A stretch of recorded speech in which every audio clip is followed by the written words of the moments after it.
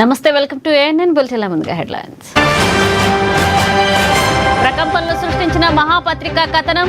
కొండాపూర్లో survey number 59 గల్లంతుపై నోటీసులు జారీ. ప్రధాని మోదీపై కాంగ్రెస్ నేత వి హనుమంతరావు ఫిర్యాదు. నిన్నటి సభలో కాంగ్రెస్ పార్టీపై చేసిన వ్యాఖ్యలను ఖండిస్తూ ఫిర్యాదు. కేంద్ర మంత్రి సిఆర్ పాటిల్తో సీఎం చంద్రబాబు భేటీ. పోలవరం ప్రాజెక్టు నిర్మాణం, నిధుల విడుదలపై ప్రధాన చర్చ.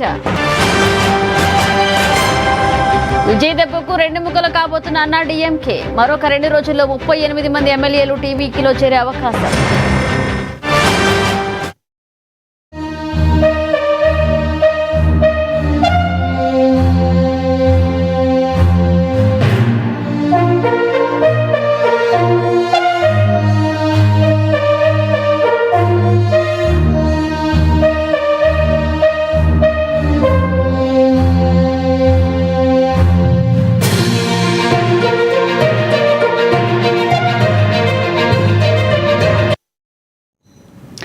తమిళనాడు రాజకీయాల్లో పెను ప్రకంపనలు మొదలయ్యాయి. అన్నాడీఎంకే ఇప్పుడు నిలువునా చీలిపోయే ప్రమాదంలో పడింది. విజయ్ స్థాపించిన టీవీకే దెబ్బకు అన్నాడీఎంకే పునాదులు కదులుతున్నాయి. ఇక పార్టీ చీఫ్ ఎడప్పాడి పళనిస్వామి నాయకత్వంపై గత కొంతకాలంగా గూడు కట్టుకున్న అసంతృప్తి ఇప్పుడు బహిర్గతమైంది. సీనియర్ నాయకులు, ఎమ్మెల్యేలు పళనిస్వామి వైఖరితో విసిగిపోయి పార్టీకి గుడ్ బై చెప్పేందుకు సిద్ధమవడం కోలీవుడ్ నుంచి చెన్నై నడిబొడ్డు వరకు హాట్ టాపిక్ గా మారింది. మాజీ మంత్రి షణ్ముగం నేతృత్వంలో అన్నాడీఎంకే ఎమ్మెల్యేలు ఏకమవుతుండడం ఆ పార్టీకి పెద్ద తలనొప్పిగా మారింది. తాజా సమాచారం ప్రకారం దాదాపు 38 మంది ఎమ్మెల్యేలు పళనిస్వామిపై తిరుగుబాటు బావుట ఎగరవేసి విజయ్ పార్టీలో చేరేందుకు రంగం సిద్ధం చేసుకున్నట్లుగా సమాచారం. ఇటీవలే జరిగిన పొలిట్ బ్యూరో భేటీలో నేతల మధ్య విభేదాలు రచ్చకెక్కడం, ఒకరిపై ఒకరు విమర్శలు గుప్పించుకోవడంతో పార్టీ 2 ముక్కలవ్వడం దాదాపు ఖాయంగా కనిపిస్తోంది. ఇక సీనియర్ నేతలు సైతం పార్టీ భవిష్యత్పై ఆందోళన చెందుతూ విజయ్ వైపు మొగ్గు చూపుతున్నారు. మరొక 2 రోజుల్లోనే ఈ భారీ వలసలు ఉండబోతున్నాయని 38 మంది ఎమ్మెల్యేలు అధికారికంగా టీవీకే కండువా కప్పుకోనున్నారని ఇక రాజకీయ వర్గాల్లో జోరుగా ప్రచారం జరుగుతుంది.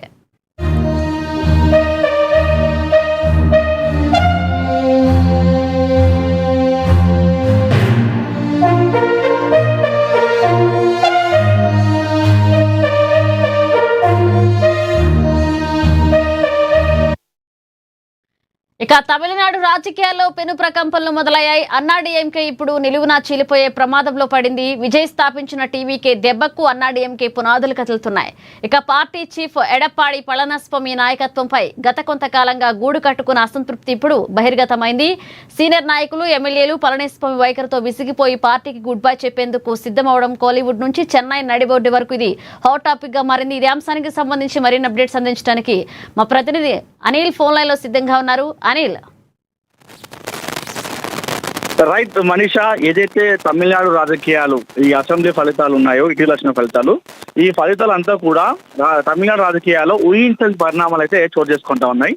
విజయ్ స్థాపించిన పార్టీ ఏదైతుందో తమిళగా వెట్రి కజగం టీవీకే పార్టీ, ఈ పార్టీ స్థాపించినటువంటి 2 సంవత్సరాల్లోనే ప్రపంచం సృష్టించింది ప్రధాన ప్రతిపక్షం అయినటువంటి అన్నాడీఎంకే. సో అన్నాడీఎంకే పార్టీ సుదీర్ఘ కాలం అక్కడ 54 ఏళ్ల చరిత్ర ఉన్నటువంటి అన్నాడీఎంకే పార్టీ ద్రవిడ పార్టీ తమిళనాడులో. అయితే టీవీకే ప్రభంజనంతో అన్నాడీఎంకే ప్రస్తుతం నిలువున చీలిపోయేటువంటి పరిస్థితి కనిపిస్తా ఉంది మనీషా. అయితే ఈ పరిణామం ప్రస్తుతం అన్నాడీఎంకేలో పునాదులను కుదిపిస్తున్నట్టుగా చెప్పుకోవచ్చు. అయితే ఈ ప్రస్తుత రాజకీయ పరిస్థితి అక్కడ చూసుకుంటే తమిళనాడులో 30 నుండి 38 అంటే మనకు 38 మంది అని చెప్పేసి కరెక్ట్ మ్యాచ్ ఫిగర్ కాకుండా 30 నుండి 38 మంది ఎమ్మెల్యేలు తిరుగుబాటు చేసినట్టుగా అయితే కనిపిస్తా ఉంది. సో ఎవరైతే అన్నాడీఎంకేలో ఉన్నటువంటి మాజీ మంత్రి, సీనియర్ నేత సివి షణ్ముగం అధ్యక్షతన మొన్న ఏదైతే టీవీకే పార్టీ రిజల్ట్ వచ్చినప్పుడు కూడా అన్నాడీఎంకేలో చీలికలు జరుగుతూ ఉన్నాయి. మాజీ మంత్రి షణ్ముగం అధ్యక్షతన అక్కడ మీటింగ్ జరిగింది. కొంతమంది ఎమ్మెల్యేలు టీవీకే పార్టీకి ప్రభుత్వాన్ని ఏర్పాటు చేయడానికి సపోర్ట్ చేయబోతున్నారని చెప్పేసి వార్తలు వచ్చినాయి. అయితే ఇదన్నీ కూడా నిజం చేస్తూ ఈ రోజు మాజీ మంత్రి సివి షణ్ముగం నేతృత్వంలో దాదాపు 30 నుండి 30 మంది ఎమ్మెల్యేలు ఎవరైతే అన్నాడీఎంకే పార్టీలో గెలిచినటువంటి ఎమ్మెల్యేలు ఉన్నారో వీరందరూ కూడా పార్టీ చీఫ్ పళనిస్వామి నాయకత్వంపై తీవ్రమైనటువంటి అసంతృప్తితో, అంటే నాయకత్వ లోపం ఉంది, అన్నాడీఎంకే పార్టీ ఓడిపోవడానికి పళనిస్వామి కూడా కారణం అని చెప్పేసి ఆయన పైన తీవ్ర స్థాయిలో మండిపడుతున్నారు. ఆ అసంతృప్తి కాస్త వెళ్ళగక్కుతున్నారు. అయితే ప్రస్తుతం ఈ 30 నుండి 38 మంది అన్నాడీఎంకే ఎమ్మెల్యేలు ఎవరైతే ఉన్నారో వీరందరూ కూడా తిరుగుబాటు బావుట ఎగురవేస్తా ఉన్నారు. సో ఈ ఎమ్మెల్యే అందరూ కూడా విజయ్ స్థాపించినటువంటి పార్టీ ప్రభుత్వం ఏర్పాటు చేయడం జరిగింది. సో ఏదైతే 107 మంది ఎమ్మెల్యేలతో పాటు టీవీకే పార్టీ నుండి అటు వీసీకే, సిపిఐ, సిపిఎం, డిఎండికే పొత్తుతో ప్రభుత్వం ఏర్పాటు చేసింది. నిన్ననే ప్రమాణ స్వీకారం అయిపోయింది. ఈ రోజు అసెంబ్లీలో కూడా ప్రమాణ స్వీకారం అయిపోయింది ఎమ్మెల్యేలందరూ కూడా. అయితే ఈ పార్టీకి వైపు మొగ్గు చూపుతున్నారు అన్నా డిఎంకేలో గెలిచినటువంటి ఎమ్మెల్యేలు. దీనికి అందరూ కూడా కారణం అన్నా డిఎంకే పళనిస్వామి పైన ఉన్నటువంటి వ్యతిరేకతతోనే. సో తమ పార్టీ పైన పార్టీని ముందుకు నడిపేయట్లేదు, సరైన మార్గంలో వెళ్ళట్లేదు అన్నటువంటి నేపథ్యంలోనే ఆ పార్టీ నుండి గెలిచినటువంటి 30 నుండి 35 మంది ఎమ్మెల్యేలు ప్రస్తుతం టీవీకే పార్టీ వైపు పోతే వెళ్లేందుకైతే రగ్గం సిద్ధం చేస్తున్నట్టుగా తెలుస్తా ఉంది. అయితే ఈ భారీ వలసలు మరో 2 రోజుల్లో ఉండబోతున్నానని చెప్పేసి ఈ 2 ముక్కలు కావడం దాదాపు ఖాయం అని చెప్పేసి అయితే రాజకీయ వర్గాల్లో కూడా తమిళనాడు రాజకీయాలు అయితే ప్రచారం అయితే దూరంగా సాగుతుంది. ఇటీవలి పొలిటి బ్యూరో భేటీలో ఏదైతే ఉందో ఈ నేతల మధ్య తీవ్ర విభేదాలు అయితే బయటపడ్డాయి. అటు ఈపీఎస్ బాధ్యత వహించాలని చెప్పేసి సీనియర్లు అయితే డిమాండ్ చేస్తా ఉన్నారు. సో ఏదేమైనప్పుడు కూడా తమిళనాడు రాజకీయాలు ఏదైతే ఉన్నాయో తమిళనాడు ఫలితాలు మొత్తం కూడా అటు అన్నా డిఎంకేలు నిలువున చీలిపోయేలా చేశాయని చెప్పుకోవచ్చు. సో ఆ పార్టీ 54 ఏళ్ల చరిత్ర ఉన్నటువంటి పార్టీ, ద్రవిడ పార్టీ, గతంలో ఎంతో మంది నాయకులు ముఖ్యమంత్రి పనిచేసిన అనుభవం ఉన్నటువంటి పార్టీలో ప్రస్తుతం అది నిలువున చీలిపోయి 2 వర్గాలుగా చీలిపోయి ప్రస్తుతం పార్టీ భవిష్యత్తు కార్యాచరణ ఎలా ఉండబోతుందో అనేటువంటి డైలమా అయితే ప్రస్తుతం పడిందని చెప్పుకోవచ్చు మనీషా. ఎస్ అనిల్, ఇప్పటి వరకు మీరు చెప్పింది చూస్తే కూడా ఒకవేళ విజయ్ ప్రమాణ స్వీకారం చేయడానికి ముందు కనుక మనం చూస్తే కూడా ఎంత హైడ్రామా కొనసాగిందో, స్టాలిన్ కూడా వెనకుండి నడిపిస్తున్నాడంటూ కూడా కొన్ని విమర్శలు అయితే వచ్చినాయి. దానికి తలతనినట్టుగా ఆయన విజయ్ సీఎంగా ప్రమాణ స్వీకారం చేశారు. ఏదైతే ఇప్పుడు ఒక టాపిక్ మాట్లాడుతున్నామో, ఏదైతే 30 మంది ఎమ్మెల్యేలు అన్నా డిఎంకే నుంచి టీవీలో చేరుతున్నారు అంటే ఖచ్చితంగా విజయ్కి ఒకవేళ ఇది కనుక జరుగుంటే కనుక విజయ్కి పెద్ద రిలీఫ్గా మనం మాట్లాడొచ్చు అంటారా? ఎస్, అంటే విజయ్ ఇప్పటికే చాలా ఇబ్బందులు ఉన్నాడు. ఎందుకంటే ఇప్పుడు ఏదైతే 120 మంది కూడగట్టుకుని 107, అదేవిధంగా అటు వామపక్షాలు ఇతర పార్టీలు కూడగట్టుకుని ప్రస్తుతం అక్కడ ప్రభుత్వాన్ని ఏర్పాటు చేయడం జరిగింది టీవీకే విజయ్. అయితే ఉన్నప్పటికీ కూడా ఆయన ఒక డైలామాలో ఉండే. నిన్న ప్రమాణ స్వీకారం చేసినప్పుడు కూడా ఆయన మొహంలో కాస్త ఆ డల్నెస్ అనేది కనిపించింది. ఎందుకంటే ఎవరిపైన అటు డిఎంకే కావచ్చు, ప్రతిపక్షం కావచ్చు, అటు కూటమితో ఎవరైతే వామపక్షాలు ఉన్నాయో ఆ పార్టీలతో ఉన్నటువంటి నేపథ్యంలో, పొత్తున్న నేపథ్యంలో అయితే ఎవరిపైన ఆయన అగెనెస్ట్ గా మాట్లాడినా కూడా అది వారికి అగెనెస్ట్ అయిపోయి ప్రభుత్వాన్ని కూలిపోయే విధంగా అయిపోతున్నటువంటి టెన్షన్ లో, ఇప్పుడున్నటువంటి టెన్షన్ లో అన్నా డిఎంకే నుండి 30 నుండి 30 మంది ఎమ్మెల్యేలు రావడం అనేది టీవీకే విజయ్కి కాస్త ఉపశమనం కలిగించేటువంటి వార్త అని చెప్పుకోవచ్చు. అంటే రేపటి రోజున ఇటు వామపక్షాలు కావచ్చు, ఏదైతే సిపిఐ, సిపిఎం ఉందో, అదేవిధంగా అటు కాంగ్రెస్ పార్టీ 5 సీట్లు కావచ్చు, అదేవిధంగా డిఎండికే 1 సీట్లు కావచ్చు, అటు ఐయుఎంఎల్ 2 సీట్లు కావచ్చు, వీళ్ళందరితో రేపటి రోజున ఆయనకు చాలా ఇబ్బంది ఉండదు. ఎందుకంటే వారిపైన వాళ్ళు చెప్పిన డిమాండ్స్ నెరవేర్చిన పైన వాళ్ళకి కావాల్సినటువంటి పదవులు ఇవ్వకపోయినా కూడా రేపటి రోజున వాళ్ళందరూ కూడా రేపలే అవకాశం ఉండేటువంటి నేపథ్యంలో అయితే అన్నా డిఎంకే నుండి 30 నుండి 30 మంది ఎమ్మెల్యేలు రావడం అనేది టీవీకే విజయ్కి కాస్త ఉపశమనం కలిగించే వార్తని చెప్పుకోవచ్చు Manisha. Right, thank you Anil.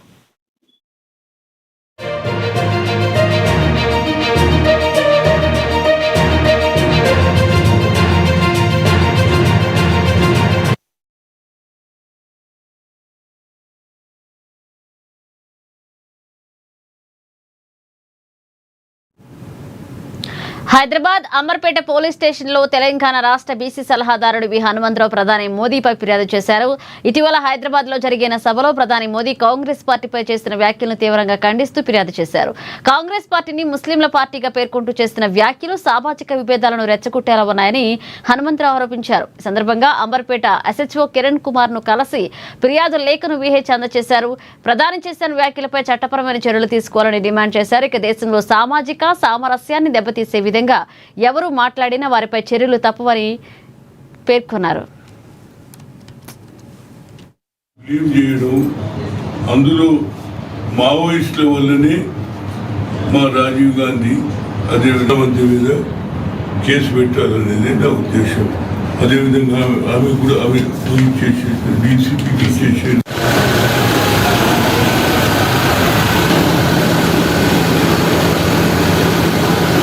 ప్రధానమంత్రి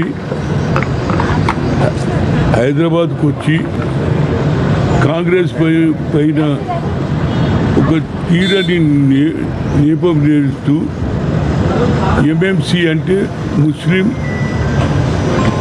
అదేవిధంగా మావోయిస్ట్ పార్టీ కాంగ్రెస్. ఎంఎంసి ముస్లిం మావోయిస్ట్ కాంగ్రెస్ పార్టీ అని చెప్పడం ఇంతకంటే దుర్మార్గం లేదు. ఎందుకంటే ఈనాడు ఇందిరాగాంధీ కానీ రాజీవ్ గాంధీ గారు ఎవరి వల్ల ఉగ్రవాదుల చేతులనే వాళ్ళ ప్రాణాలు పోయినాయి. ఇకపోతే ముస్లింలు అంటే దేశ స్వాతంత్రంలో మౌలానా గారు అందరూ కూడా స్వాతంత్రంలో పోరాడినట్టు వ్యక్తి, వాళ్ళను బ్లేమ్ చేస్తాడు, అదేవిధంగా మమ్మల్ని బ్లేమ్ చేస్తాడు. మాది సెక్యులర్ పార్టీ. ఈ విధంగా మాట్లాడడం నిజంగా కాంగ్రెస్ పార్టీకి తీరని ఏది అబద్ధాలు చెప్పి ప్రజలను రెచ్చగొడుతుండే. ఇక్కడికి వచ్చి ఆయన ఏం చెప్పాలి? ప్రజలు ఏం కోరుకుంటున్నారు? పెట్రోలు డీజిలు దాన్ని తగ్గించమంటాడు, బంగారం కొనవద్దంటాడు, అదేవిధంగా ఎవరైనా పోయేది ఉంటే ఒక్కరు పోకుండా ఇద్దరు కలిసి పోవాలంటాడు, మెట్రో ఎక్కుమంటాడు. ఇది ఆయన చెప్పేది. నువ్వు ఏం చేసినావు? ఏది బీసీ కుటుంబంలో పుట్టినావు, మై ఛాయ్ వాలా ఉండడు. బీసీ కుటుంబంలో ఈ దేశానికి ప్రధానమంత్రి అయినావు, కానీ నీ ఆలోచనలో మార్పు రాలేదు. మీది నుంచి కాంగ్రెస్ పార్టీని ఏది. ఇక సీఎం చంద్రబాబు పర్యటన ఢిల్లీలో కొనసాగుతుంది. తాజాగా కేంద్ర జలశక్తి శాఖ మంత్రి సిఆర్ పాటిల్తో ముఖ్యమంత్రి భేటీ అయ్యారు. రాష్ట్రానికి జీవనాడి అయిన పోలవరం ప్రాజెక్టుతో పాటుగా ఇతర నీటిపారుదల ప్రాజెక్టుల పురోగతిపై ఈ సమావేశంలో సుదీర్ఘంగా చర్చించారు. నిధుల విడుదల, నిర్మాణ పనుల వేగవంతంపై కేంద్ర మంత్రికి సీఎం విజ్ఞప్తి చేశారు.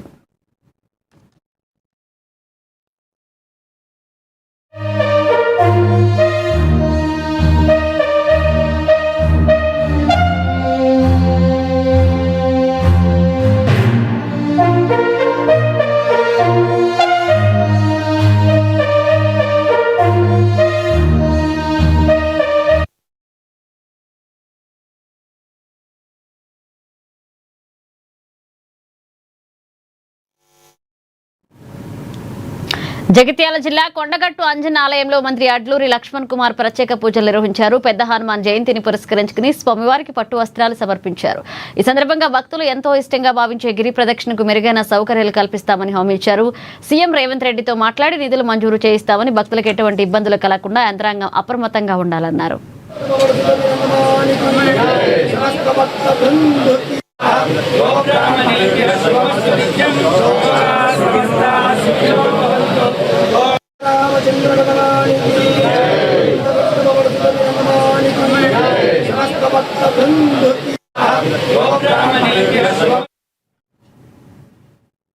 హన్మకొండ కలెక్టరేట్ వద్ద ఉద్రిక్తత నెలకొంది. కాంగ్రెస్ ప్రభుత్వం ఇచ్చిన జీవో నెంబర్ 17ను వెంటనే రద్దు చేయాలని డిమాండ్ చేస్తూ బీఆర్ఎస్ శ్రేణులు భారీ ఆందోళన చేపట్టాయి. మాజీ ఎమ్మెల్యే దాస వినీభాస్కర్ నేతృత్వంలో జరిగిన ఈ నిరసనలో ఎన్నికల సమయంలో ఇచ్చిన ఎస్సీ, ఎస్టీ మరియు బీసీ డిక్లరేషన్ను వెంటనే అమలు చేయాలని నాయకులు నినాదించారు. ప్రభుత్వ విధానాలను వ్యతిరేకంగా కలెక్టరేట్ గేటు వద్ద బైఠాయించడంతో నిరసన కాస్త హోరెత్తింది.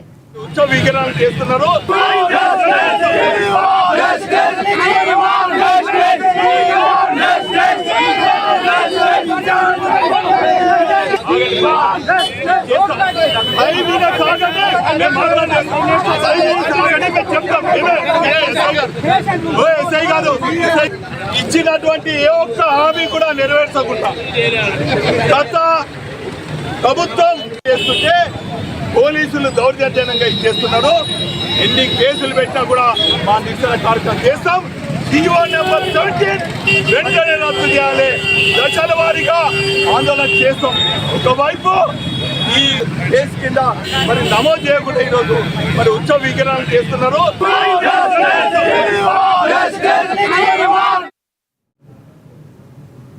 మార్కాపురంలో హనుమాన్ జయంతి వేడుకలకు సర్వం సిద్ధమైంది. రేపు సాయంత్రం 5 గంటలకు పట్టణంలో ఘనంగా నిర్వహించనున్న హనుమాన్ శోభయాత్రను జయప్రదం చేయాలని కమిటీ సభ్యులు పిలుపునిచ్చారు. తర్లుపాడు రోడ్లోని ఆంజనేయ స్వామి ఆలయం నుండి ప్రారంభం కానున్న ఈ యాత్రలో సుమారు 2 కిలోమీటర్ల మేర వివిధ సాంస్కృతిక కార్యక్రమాలను ఏర్పాటు చేశారు. రాజకీయాలకు, కులమతాలకు అతీతంగా హిందూ బంధువులందరూ తరలి రావాలని కమిటీ నాయకులు పివి కృష్ణారావు కోరారు. హనుమత్ జయంతి సందర్భంగా జరిగే శోభా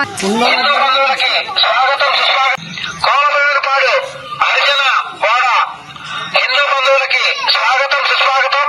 మన రాములవారి గుడి దగ్గర హనుమాన్ శోభాయాత్ర జై శ్రీరామ్. రేపు 12వ తారీఖు హనుమాన్ జయంతి సందర్భంగా మార్కాపూర్లో మనము హనుమాన్ శోభాయాత్ర చాలా ఘనంగా జరుగుతుంది. అందరూ తర్లుబాటు రోడ్లోని మన ఆంజనేయ స్వామి టెంపుల్ దగ్గర నుంచి యాత్ర స్టార్ట్ అవుతుంది. మన చెన్నకేశ్వర స్వామి దేవస్థానంలో ఎండ్ అవుతుంది కాబట్టి ప్రతి ఒక్కళ్ళు నేను వస్తున్నాను హనుమాన్ యాత్రకి, మీరందరూ పాల్గొని జయప్రదం చేయవలసిందిగా ప్రతి ఒక్కరిని కోరుకుంటున్నాను. జై శ్రీరామ్. జై శ్రీరామ్. అందరికీ నమస్కారం.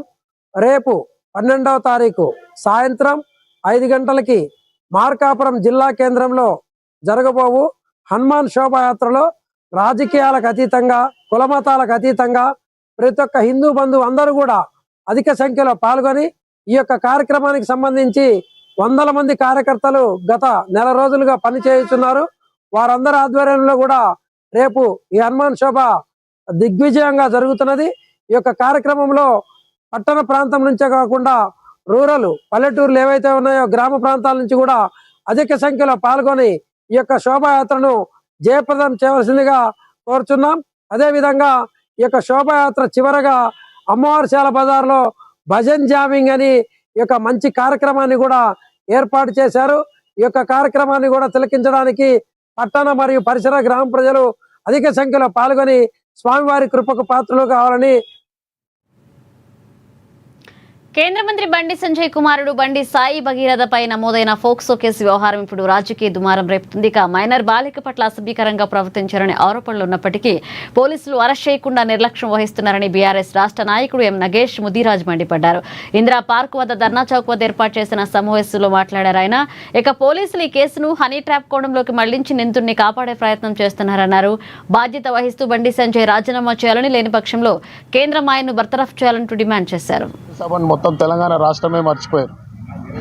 ముఖ్యంగా మోడీ సభను మొత్తం తెలంగాణ రాష్ట్రమే మర్చిపోయారు. ముఖ్యంగా బండి సంజయ్ గారు, మీరు మీడియా ముందుకు వస్తే ఎంత నీతులు మాట్లాడతారంటే అసలు మీకు ఆస్కార్ అవార్డు కూడా మీ ముందు ఎందుకు పనికిరాదు.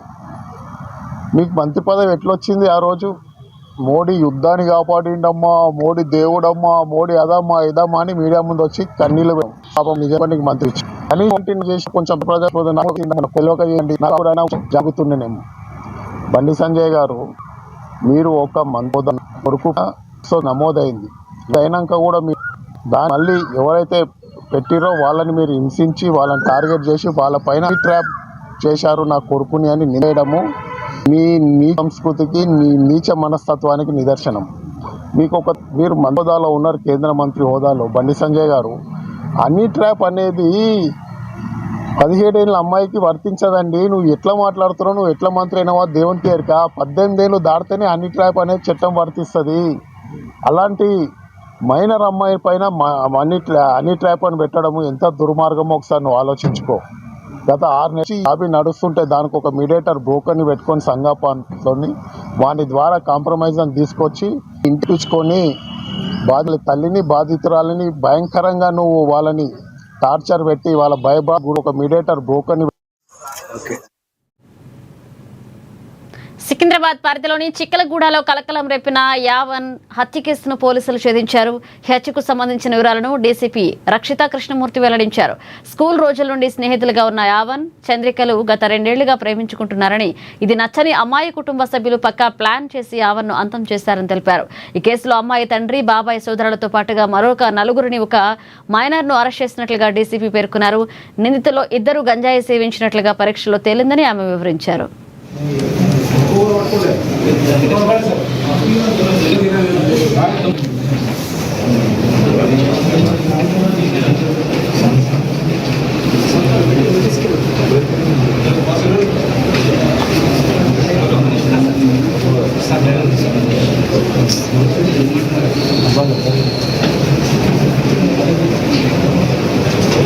అందరికీ నమస్కారము. Please sir, please.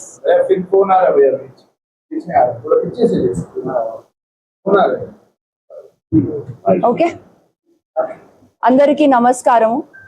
ఈరోజు చిల్కలగూడ పోలీస్ వాళ్ళు 10 మంది అక్యూజ్ ని అరెస్ట్ చేశారు. ఇది మొన్న జరిగిన 7th నాడు జరిగిన ఒక pre planned cold blooded murder of Bommanna Yavan alias Akhil, ఒక 21-year-old విద్యార్థి, 3rd year బీటెక్ స్టూడెంట్. ఈ చంపన ఇన్సిడెంట్ లో వీళ్ళ 10 మందిని ఈ రోజు అరెస్ట్ చేస్తున్నాము. ఈ ఇన్సిడెంట్ మీకు అందరికీ తెలుసు. May 7th, 2026 నాడు లేట్ ఈవినింగ్ 8:39 మధ్య ప్రాంతంలో జరిగింది. అండ్ మనకి లేట్ నైట్ వాళ్ళ తండ్రి మనకి పెటిషన్ ఇచ్చారు. ఇమీడియట్లీ మేము crime 231/26 under murder sections, unlawful assembly and writing with deadly weapons case register చేసి ఇమీడియట్లీ ఇన్వెస్టిగేషన్ ప్రారంభం చేశాము. ఈ ఇన్వెస్టిగేషన్ లో అవసరమైన టీమ్స్, ఒక 5 టీమ్స్ ఫామ్ చేశాము చిలకలగూడ డివిజన్ లో. SHO ఆధ్వర్యంలో, రామకృష్ణ ఆధ్వర్యంలో, మధు DI ఆధ్వర్యంలో, under the guidance of ACP and additional DCP Narsaiah. These teams operated and ఈ రోజు 10 మందిని అరెస్ట్ చేస్తున్నాము. ఈ details of the accused persons ఎవరున్నారో, A1 వచ్చేసి అలబోయిన సాయి కిరణ్, వాళ్ళు ప్రైవేట్ ఎంప్లాయీ, మీకు అందరికీ తెలుసు. వాళ్ళ మీద ఆల్రెడీ ఒక రౌడీ షీటర్ ఉంది చిలకలగూడ PS లో. A2 Rajam Paramesh Kumar Yadav, A3 Rajam Vamsi Krishna, A4 Rajam Manish, A5 సిరిగురి Rahul. Medchal జిల్లా పీర్జాదిగూడ మున్సిపల్ పరిధిలో రాజకీయ ఫ్లెక్సీల తొలగింపు ఉద్రిక్తత దారితీసింది. మున్సిపల్ అధికారుల పక్షపాత వైఖరితో వ్యవహరిస్తున్నారని, కేవలం బీజేపీకి చెందిన ఫ్లెక్సీలను మాత్రమే తొలగిస్తున్నారని పార్టీ నాయకులు ఆరోపించారు. కాంగ్రెస్, బీఆర్ఎస్ పార్టీల బ్యానర్లను వదిలేసి తమ పార్టీ ఫ్లెక్సీలను తీసివేస్తున్న సిబ్బందిని బీజేపీ కార్యకర్తలు అడ్డుకున్నారు. ఈ విషయమై డిప్యూటీ కమిషనర్ శైలజకు ఫిర్యాదు చేసిన నేతలు భవిష్యత్తులో ఇలాంటి వివక్ష కొనసాగితే ఆందోళనలు ఉధృతం చేస్తామని హెచ్చరించారు. కార్యకర్తలుగా ప్రవర్తిస్తూ కాంగ్రెస్ పార్టీ ఫ్లెక్స్లు, అదేవిధంగా టీఆర్ఎస్ ఫ్లెక్స్లను తీయకుండా కేవలం భారతీయ జనతా పార్టీ కార్యకర్తల ఫ్లెక్స్లని 24 గంటలు కూడా గడవ ముందు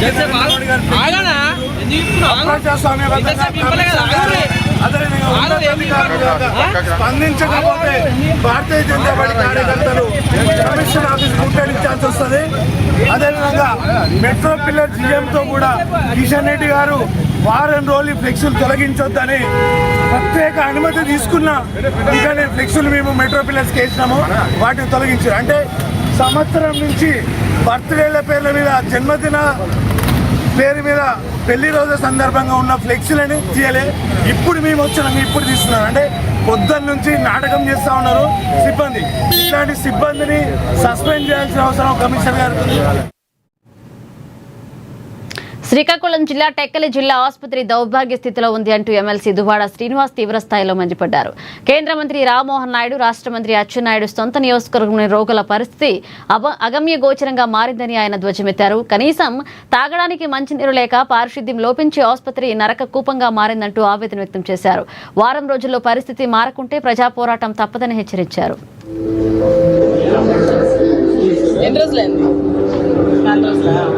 ఉదయం వచ్చాం, ఇంతవరకు ఎవరు పట్టించుకోలేదు.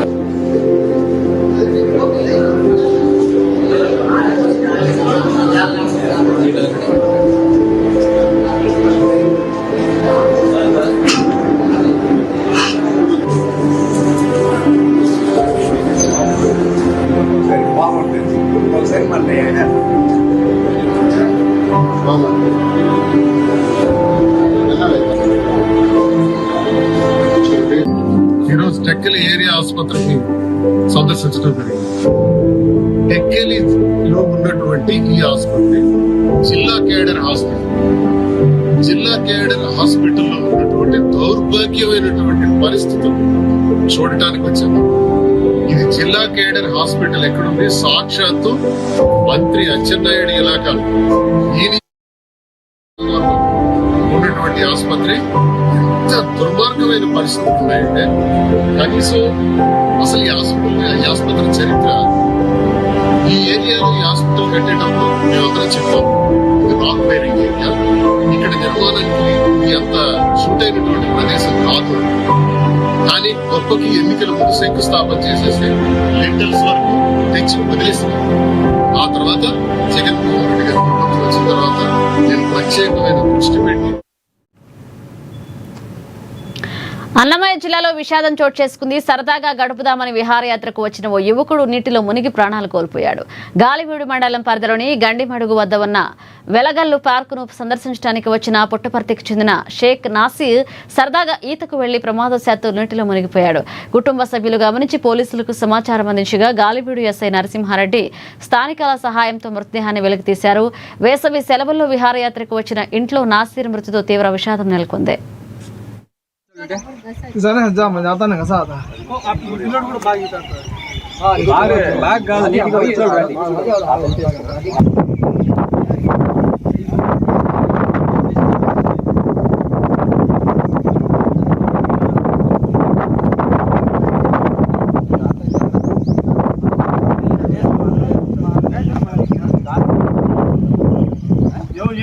దూరం పోండి ఫస్ట్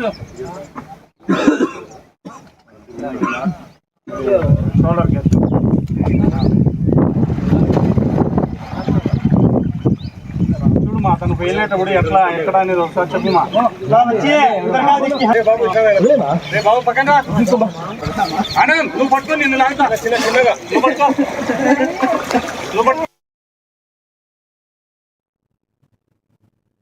మెదక్ జిల్లా హవేలీ గన్పూర్ మండలంలో రైతులు ఆందోళనలో దిగారు. కొనుగోలు కేంద్రాల్లో తూకం వేసిన ధాన్యం బస్తాలు ఉన్నా వాటిని తరలించడానికి లారీలు రావడం లేదు అంటూ ఆగ్రహాన్ని వ్యక్తం చేశారు. మెదక్ బోధన్ రహదారిపై ట్రాక్టర్లు ధాన్యం బస్తాలను అడ్డుగా వేసి ధర్నా చేపట్టారు. సమాచారం అందుకున్న ఎస్ఐ ఎంఆర్ఓ సింధు రేణుక సంఘటనా స్థలానికి చేరుకగా వారితో రైతులు వాగ్వాదానికి దిగారు. ఎట్టకేలకు లారీలు పంపిస్తామని అధికారులు హామీ ఇవ్వడంతో రైతులు ధర్నా విరమించారు. ఈ ఆందోళన వల్ల సుమారు అరగంట పాటు ట్రాఫిక్ స్తంభించింది.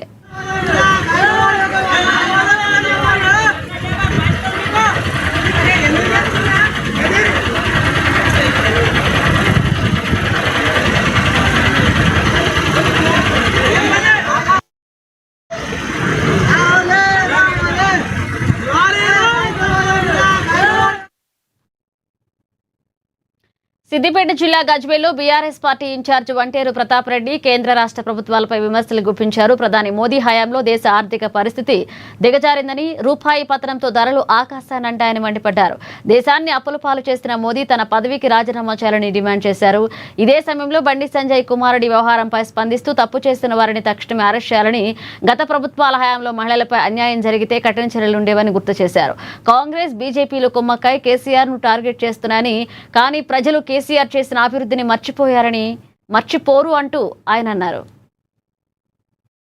స్వీట్ ఆయిల్ రేట్ పెరిగింది. దీని అన్నింటి కారణం రూపాయి పతనమైపోవడమే. ఇలా అమెరికా డాలర్ కొనాలంటే 95 రూపాయలు ఖర్చు పెడితే, ఇండియన్ 95 రూపాయలు ఖర్చు పెడితే కానీ అమెరికా $1 కొనలేని పరిస్థితుల్లో ఇండియా ఉంది. ఇలా భారతదేశంలో విదేశీ మాదక ద్రవ్యం బాగా తగ్గిపోయింది. నరేంద్ర మోడీ గారు ప్రధానమంత్రి అయిన నుంచి ఎక్స్పోర్ట్స్ బంద్ అయిపోయినాయి, ఇంపోర్ట్స్ పెరిగినాయి. ఆఖరికి మొక్కజొన్నల్ని కూడా ఇంపోర్ట్ చేసుకుంటుండ్రు, ఆఖరికి కాటన్ కూడా ఇంపోర్ట్ చేసుకుంటుండ్రు, సీడ్ ఆయిల్ ఇంపోర్ట్ చేసుకుంటుండ్రు, పెట్రోల్ డీజిల్ ఇంపోర్ట్ చేస్తున్నాం, తప్పదది.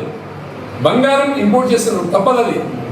కానీ మనము ఎక్స్పోర్ట్ చేయాల్సినటువంటి కూడా ఇంపోర్ట్ చేసేదాని వల్ల విదేశీ మాదక ద్రవ్యం తగ్గిపోవడం వల్ల, డాలర్ రేట్ పెరిగిపోవడం వల్ల రూపాయి పతనమైపోవడం. ఇవి bulletin updates. Keep watching ANN.